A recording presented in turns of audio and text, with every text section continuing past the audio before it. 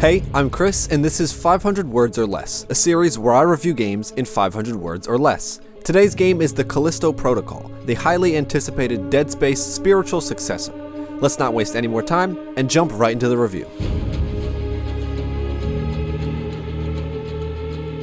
The Callisto Protocol feels like a game that should be good. It's got a sizable budget, fantastic graphical fidelity, huge marketing buzz, and it's led by former Dead Space devs. And yet, despite all of that, this thing is kinda a two-pack of ass. On the positive side, it looks great, the setting is interesting, it has detailed gore physics, and the DualSense haptic feedback feels great to use.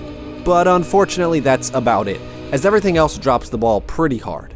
Story-wise, this thing is a nothing sandwich of undercooked cliches that goes in the exact direction you think it's going.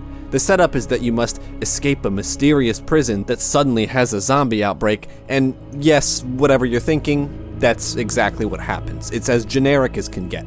I mean, even the villain of the game is straight out of Resident Evil, except he's only on screen for about 2 minutes, and his only notable moment is where he pretty much just copies a speech from Wesker or Simmons word for word.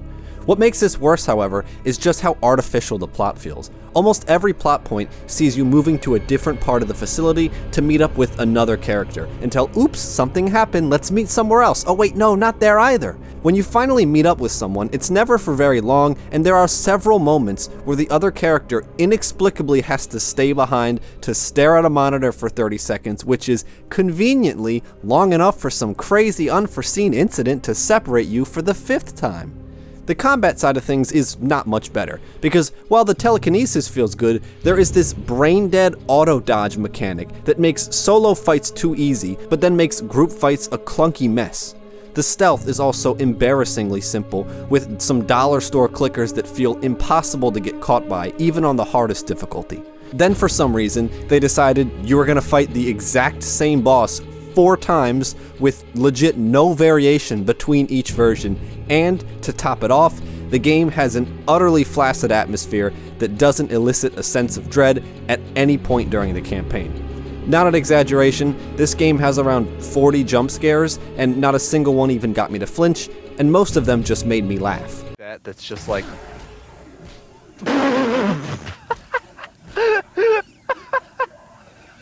Oh, that was the shittiest jump scare yet. It's a shame this feels so stale, because the art and animation team really deserved better. Thankfully, since this game goes absolutely nowhere narratively, it should be easy to give things a second attempt in a sequel. All they need to do is completely redesign the combat, spend more than 30 seconds constructing the story, and then just give up on horror, because clearly that's not the genre for them.